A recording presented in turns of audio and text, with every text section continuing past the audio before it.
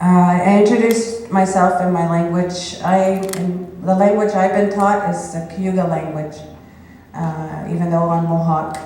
I live at Six Nations, Grand River Territory, so Six Nations means that we have 6 nations as part of the Haudenosaunee Confederacy. So all of those nations we all live at Six Nations.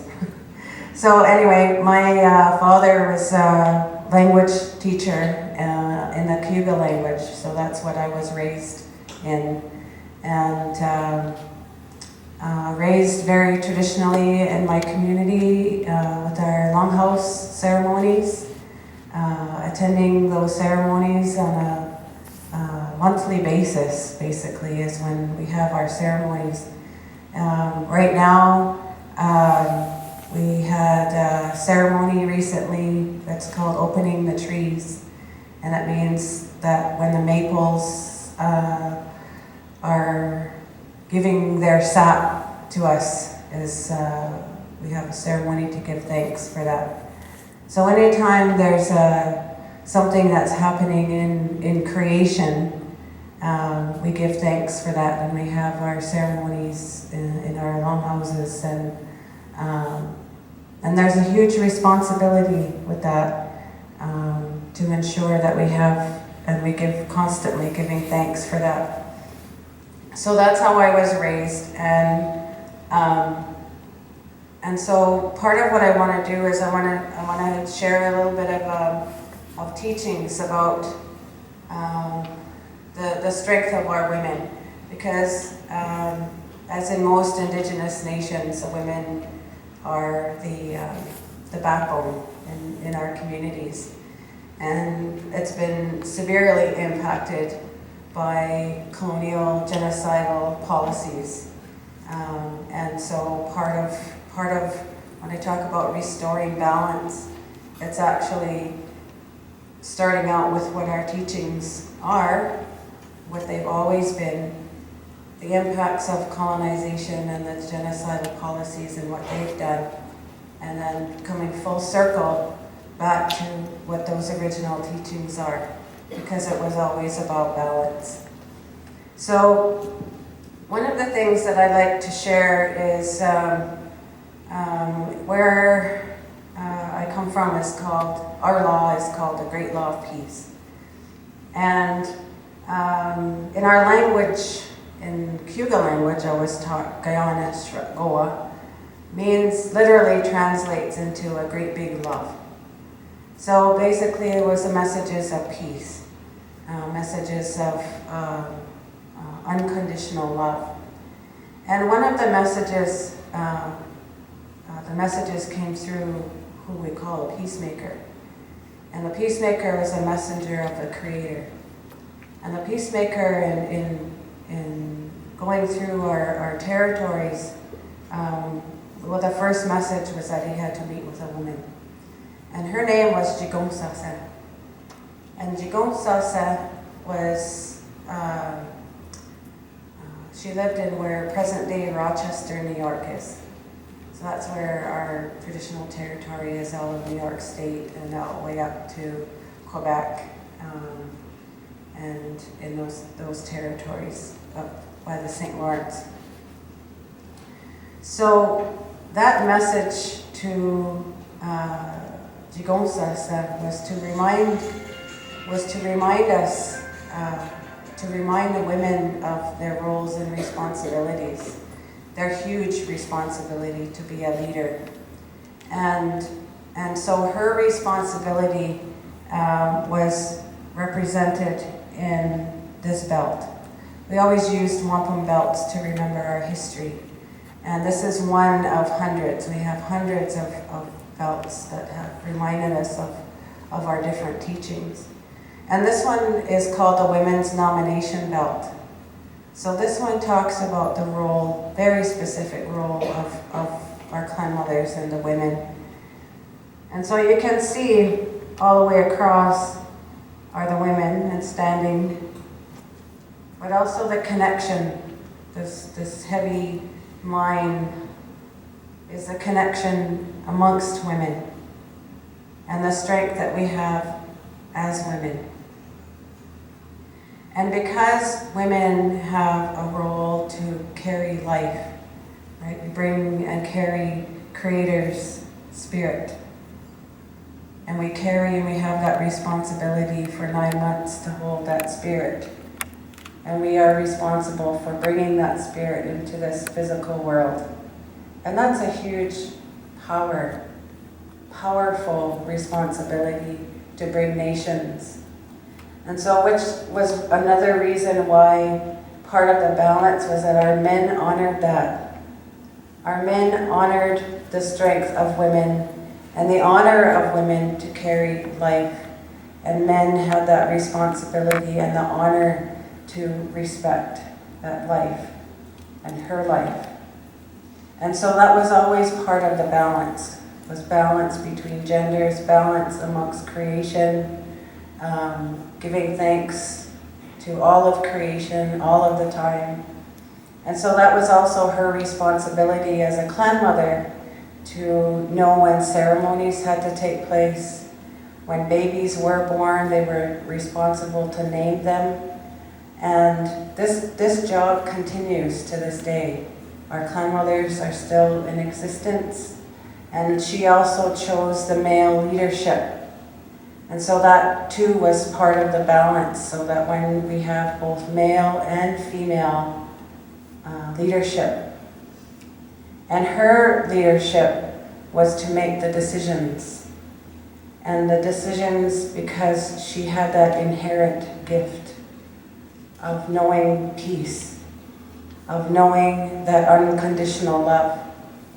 And so that's part of that responsibility in having that knowledge and carrying that knowledge and transferring it to our children. And they say that when boys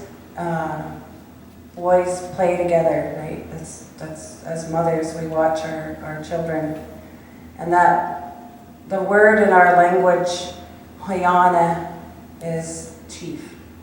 But really what it means is men who are of the good. So they have really strong characteristics of unconditional love, of goodness, of kindness, and that they can watch these boys as they're playing and knowing who the leader is. But not only the leader, but they're also watching and they're making sure that the rest of them are being taken care of. So that's what she watches for. So that system has been in place for thousands of years. This belt would have been made at least 500 years before colonization ever existed. And that's how the responsibilities of our women have been carried from generation to generation, and the strength of the women, and the respect and the honor that she has. And also the respect of our male leadership, to remember that their qualities as men, they had that responsibility and have that responsibility to be our protectors. And actually as chiefs, as hoiana, to actually stand in front of us, and that they are the ones who are communicating with external nations. And that their clan is standing with them, the clan mothers, to actually give that advice as to what the clan is presenting to those external nations. So again, it was always about balance. It was about that relationship. It was always about relationships and healthy relationships, and that unconditional love that we have for each other. And I'm going to share this with you. One of the other parts of the belt you can see is a longhouse. So our longhouse in the center, so meaning that's our home, our central place, our fire, and where we have the decisions being made, and that's where the role of the clan mothers would come into place, that fire. And the fire literally translating as well into our spirit, right? That's where our fire comes from.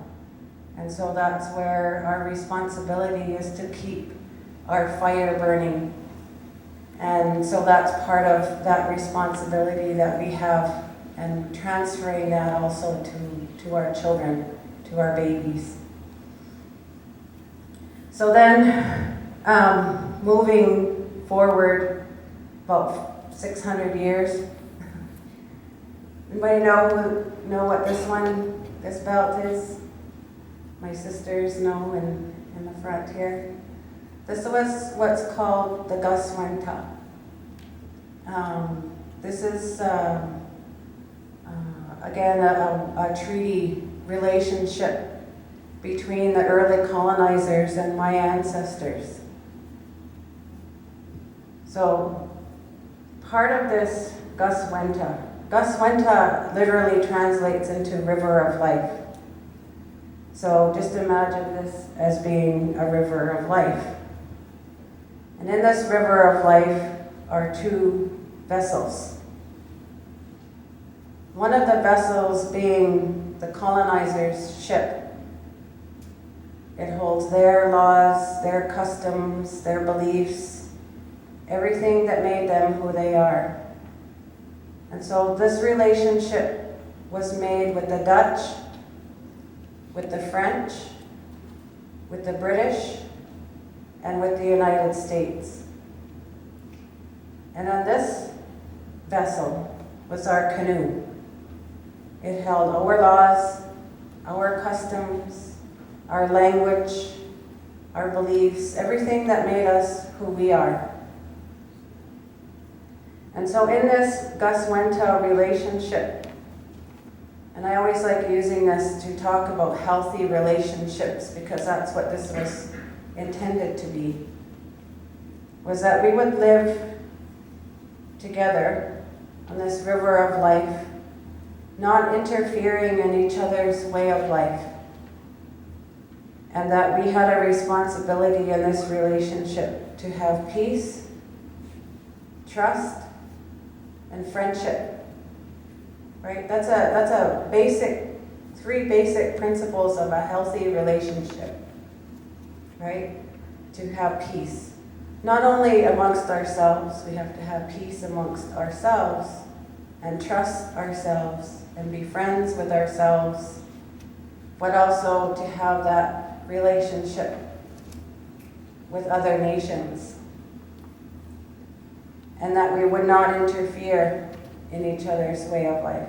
This was such a healthy relationship, it created the Métis Nation, right? That's where that healthy relationship also comes into place. And so part of this understanding is that this nation-to-nation relationship. So if we were to look at the roots of violence, right? Part of this work that we're doing in understanding violence against Indigenous women is looking at the root of violence and where it comes from. And unfortunately, the root of violence comes with colonization. Because if we were to look at the British root of colonial law, and we were to look at violence and the role of women and what came with the ship. What came with the ship is that women were treated like property, right? The whole Victorian principles. Women were treated like property. They could be raped by their husbands. They could be beaten, right? Ever heard of the rule of thumb? Right? Do you know what the rule of thumb, what that means? The rule of thumb meant that you could beat your wife with the thick of a stick as wide as your thumb. So it was law. That was part of what came with this ship. Is how women they had no rights, no humanness. They were property, they were chattel. As opposed to what I just taught you about how we treated our women, how women, It was already inherent equality. We already have equality. It was already inherent in our culture, in our beliefs about how our women were partners. It was part of the balance. It was part of decision making, right? She was the decision maker. And people, the nations, the clans respected her so much. And I've heard this in our teachings, that our clan mothers were respected and honored so much that when she spoke, no one would ever cross her path. No one would ever say anything against anything that she would say. That's how much respect and honor that clan mothers were given because of their role. So you can see the differences in history, the differences in the root of violence in our communities. So I studied this. This is what I did in my master's in law thesis. I studied how colonial law has had an impact on Haudenosaunee law. And when I looked at the root of colonial law, here, right, the British ship held their laws, their customs. So all of a sudden, in this relationship being violated by colonial law. First, the British North America Act. Right? The British North America Act was a unilateral piece of legislation that was enacted to control Indians and lands reserved for Indians. All of a sudden, we became wards of the crown. We became children of the crown. And it's like we had nothing that existed before. That gave them the authority to create federal legislation, one of them being the Indian Act. And the Indian Act is one of the most racist, sexist pieces of legislation that exists in the world. There's nothing like it that defines who a status Indian is. And this was in 1876. So in 1876, there was already, even at that time, studies being done on our people. And very specifically, Haudenosaunee people.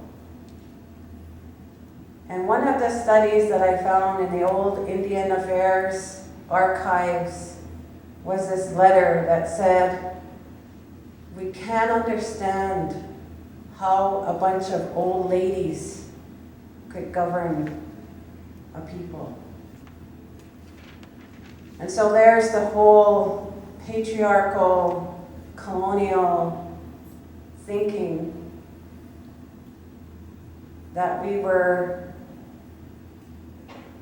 incapable of governing our own people. It was based on patriarchy, the Indian Act system, right? So in order to become a status Indian, you were a man, and you were married to him, or you were a child of him. That's the only way you became a status Indian. So it was based on the male head of the household.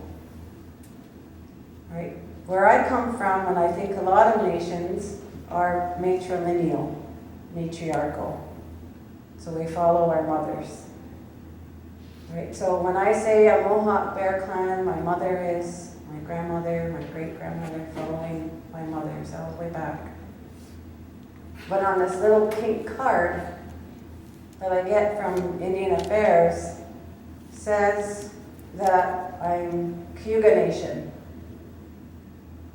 with no clan.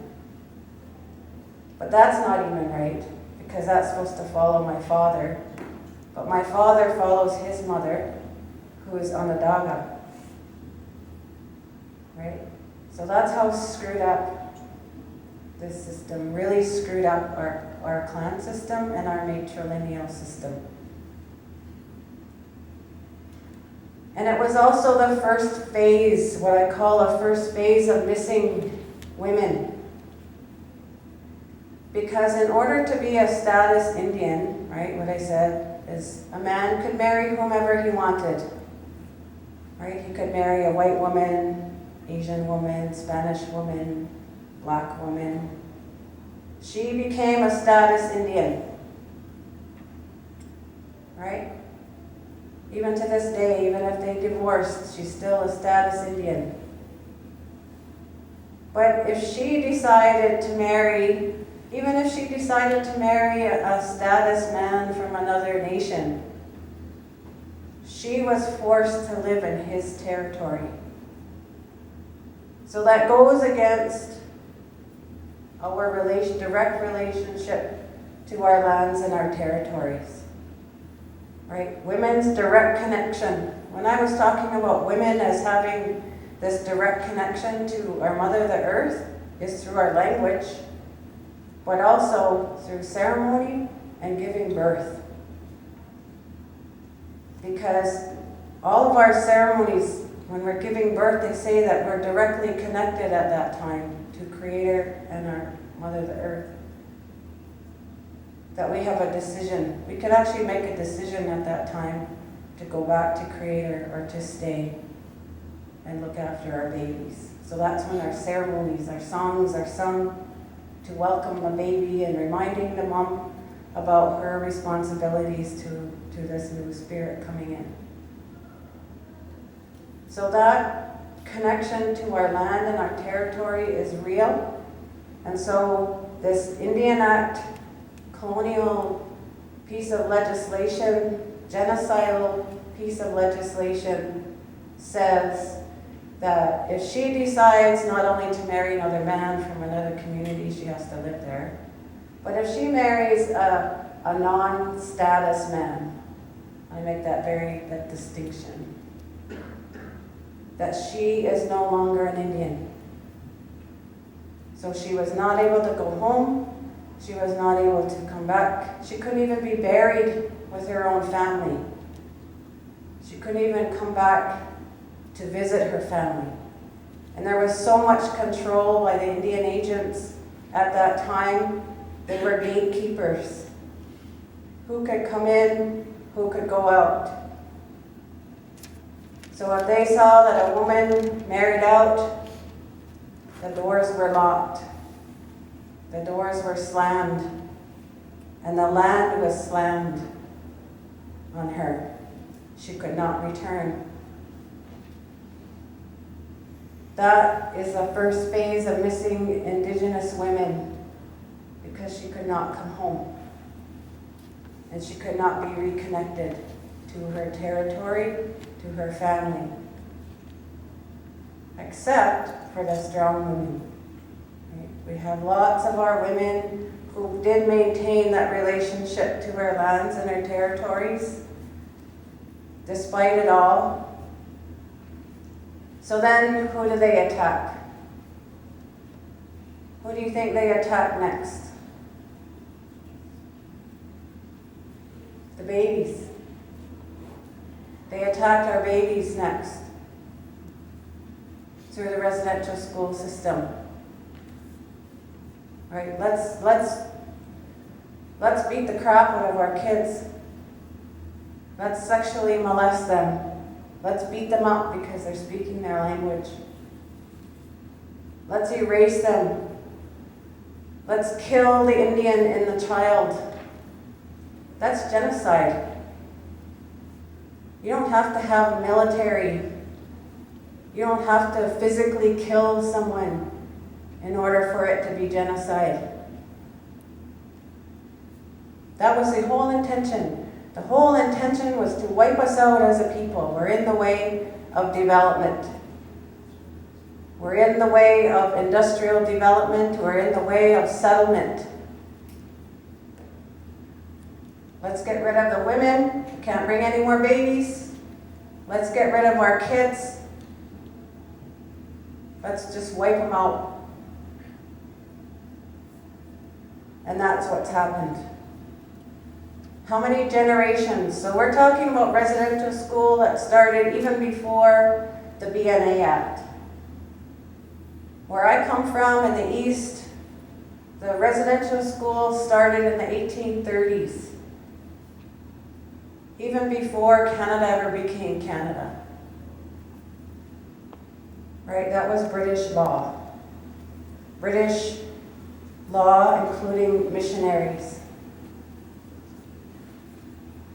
attacking us right from day one. So that was a natural relationship, right? A natural relationship for governments who want to erase us as a people, and churches and denominations of churches to wipe out our spirituality. So we are attacked at every level that you can think of. Mentally, emotionally, spiritually, physically. And so that is the root of violence in our community. That's where the root comes from.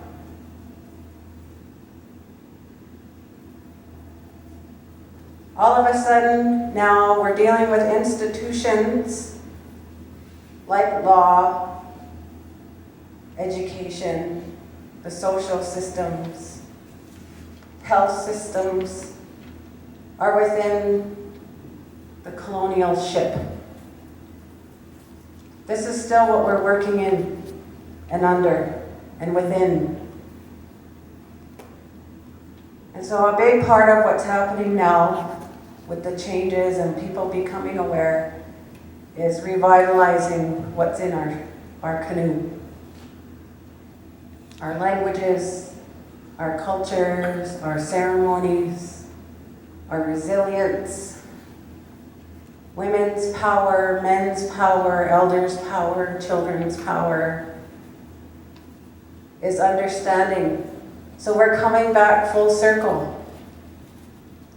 We're coming back full circle to restore the balance that was already in place at one time. And restoring that relationship, because we are a very resilient people. To be able to survive a process of annihilation. For me, as a Haudenosaunee woman, to be able to stand here and now to explain this in a healthy way about what has happened and the strength of our women who are now taking that responsibility in our healing to understand what's happened and to bring back the balance, to restore that balance that was tried to be taken away from us. There's still so many impacts today, one of them being violence. And violence against Indigenous women that continues. The colonial process has not ended. It hasn't ended yet. We still have this system, this Indian Act and Constitution Act of Canada. We still have Section 9124 under the Constitution Act of Canada that still controls Indians and lands reserved for Indians. We still have the Indian Act that controls communities, First Nations communities, still controls our identity, right? And maybe change just a little bit, maybe dealing with sexual discrimination. But it's worse. It's worse today than it's ever been. And so part of what we're trying to do today is not only to educate ourselves, but to now educate the public, the mainstream, non-Indigenous society. And so, part of this whole discussion with the Truth and Reconciliation Commission and everything that the commissioners had to hear from residential school survivors It's horrific. It's horrific what happened to our children. And then being carried on from generation to generation to generation. Right? We didn't learn how to be parents. We didn't learn how to love. We didn't know what love was. We have to relearn unconditional love, even as women. We have to relearn that because we weren't taught it. Because the residential school system cut that off. We had ceremonies that acknowledged our change in life, right? From a young girl to a woman, from a young man to a man. And those were the formative years that were stolen from us during residential school because we honored that change in life. And in residential school, it was taught to be dirty. It was taught to be horrific. It was taught to be unhealthy. There was no teachings about bonding. You know, I have to bond with my brothers and my sisters. They didn't teach us to bond with our parents, with our grandparents. And the same in return. Grandparents weren't allowed to have that relationship with their own grandchildren. Right? That was part of our law. Part of our law was to learn from our elders, to learn from our parents and our grandparents, those teachings, those ceremonies. That was part of our social system. And when you have women who are treated with so much disrespect and dishonor, right? When we have our rites of passage ceremonies that have been revitalized now to teach our young women to respect themselves, to respect their bodies, to teach our young men to respect themselves and to respect their bodies, and to have healthy relationships, was taught at a really young age because they were being taught how to be parents. So all of that was cut off. And that's when I'm saying that what's happening today is we're restoring those teachings, we're restoring the language that attaches to it, we're restoring all of those speeches that are attached to every single Thanksgiving, to all of creation. And so when we start talking about the horrific issue of missing and murdered Indigenous women, and the spirits of those women. Pass this around.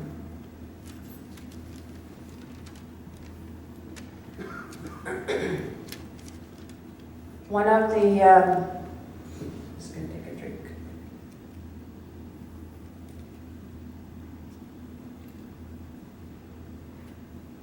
Probably one of the hardest issues that we're dealing with today is about the spirits of missing and murdered Indigenous women.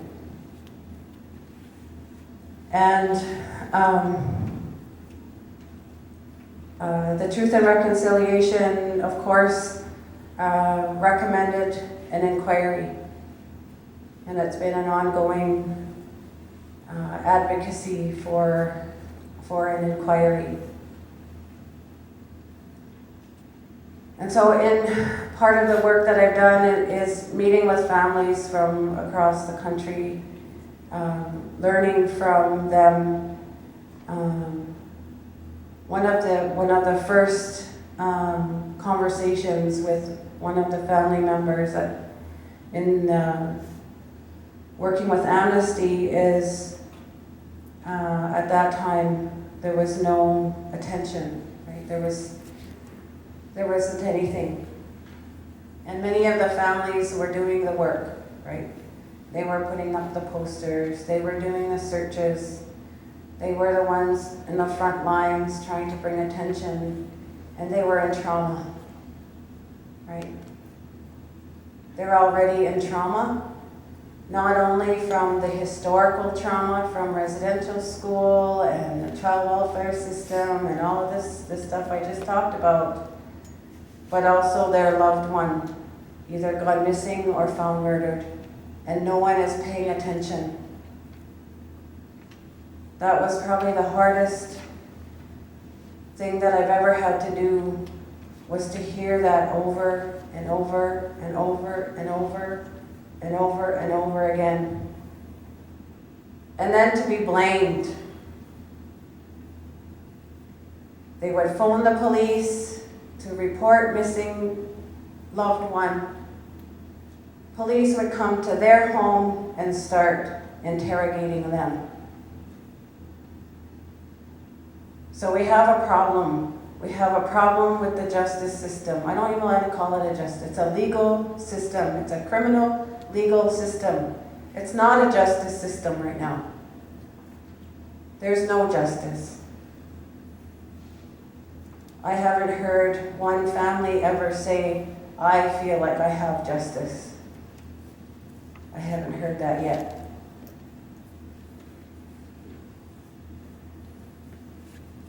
So right from the beginning, there's this process that's happening, and families are finally starting to feel like they're being heard. Just to sit down and have the conversation and just to let them talk, right? And for them to trust me enough for them to tell that story, for them to feel safe enough to be able to tell their story. Because with Amnesty, right, when you think about the organization when it first started coming, who's Amnesty? Who's Amnesty International? Do Indigenous people know who Amnesty International is? No.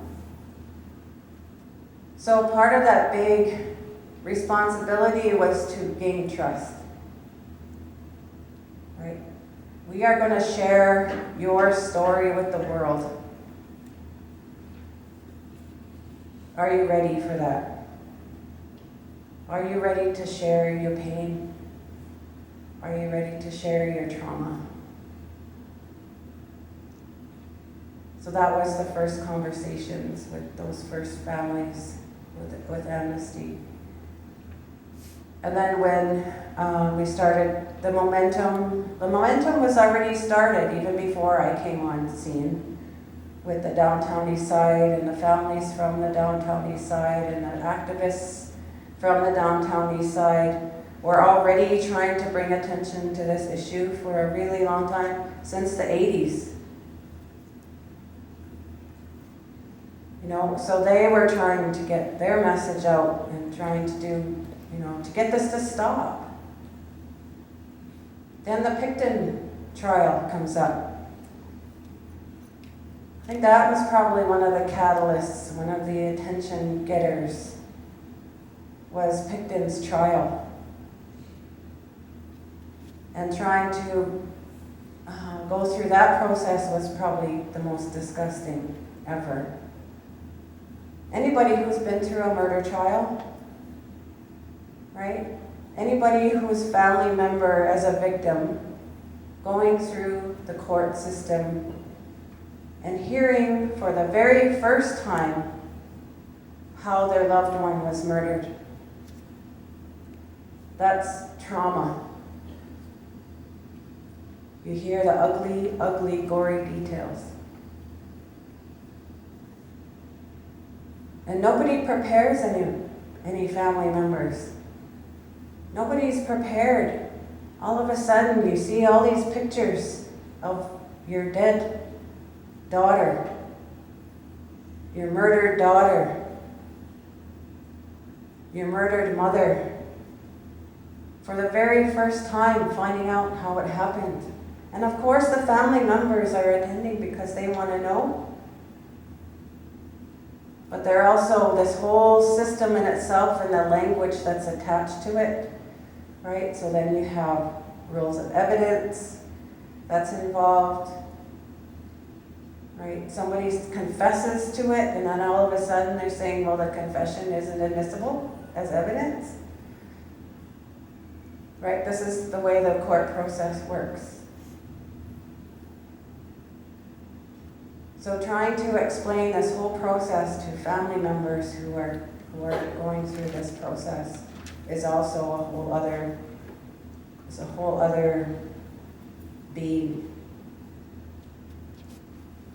And then those families whose family members are missing, they just disappear off the face of the earth. Where do they go? What happens to them?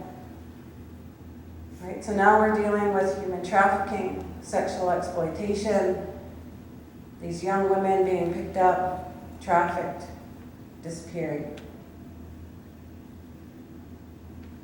We're dealing with organized crime. We're dealing with people who are making a living off of these women. Young women, girls. Little girls, right? These are teenagers mostly who are being trafficked. So my message on behalf of the families, and this is something that they've always said to me, is recognizing the spirits of these women, honoring them, honoring their lives,